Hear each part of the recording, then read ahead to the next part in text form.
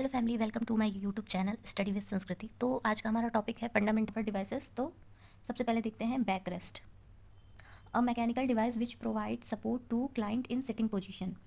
Back rest में क्या होता है कि एक मैकेनिकल डिवाइस होता है जो पेशेंट को सिटिंग पोजीशन पे सपोर्ट प्रोवाइड करता है।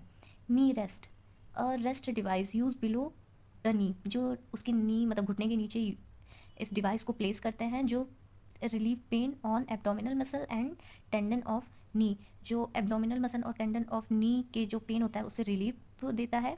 It may increase the risk of thrombus formation, इसकी वजह से इसमें मतलब नी रेस्ट जो है इसमें जो पेशेंट होता है उसको थ्रोम्बस फॉर्मेशन या फिर पल्मोनरी एम्बोलिज्म ये कंडीशन होने के भी चांसेस होते हैं, तो उसको फ्रिक्वेंटली अपना पोजीशन चेंज करते रहना चाहिए नी रेस्ट में। अब फुट रेस्ट देखते हैं। It help to maintain the normal position of feet.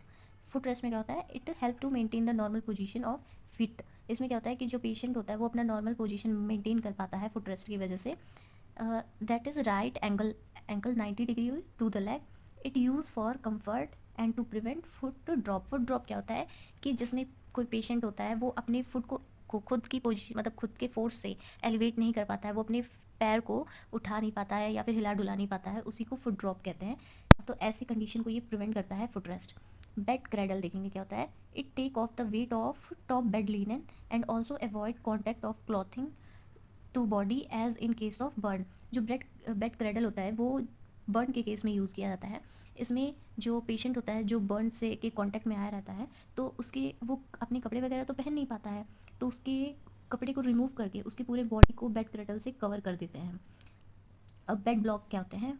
Would और metal made block use to raise the foot in end heat heat end of the bed. It used to prevent shock to arrest hemorrhage and retain enema etc. अब ये sand bag देखेंगे। Sand bag क्या होता है। It use to immobilise a fracture part.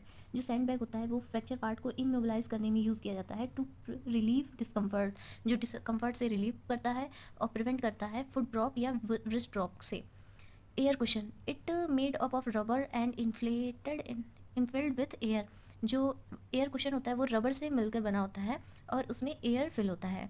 It use to relieve pressure on certain part of the body. ये जो air cushion है वो जो बॉडी के प्रेशर से उसको मतलब जो certain part of the body होता है वहाँ पे जो प्रेशर होता है उससे रिलीव करता है air cushion.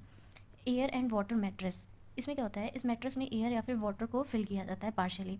It use in very thin and very obese patient. इसका यूज़ जो पेशेंट वेरी थिन मतलब बहुत पतले होते हैं या फिर बहुत मोटे होते हैं, who are prone to develop pressure sore, जो प्रेशर शोर डेवलप होने के मोस्ट प्रोन होते हैं उनके लिए ये एयर कुशन या वाटर मैट्रेस यूज़ करते हैं।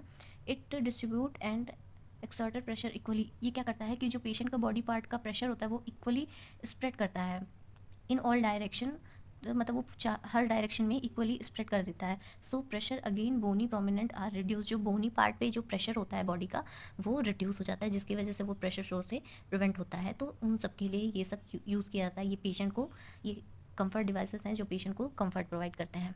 Thank you.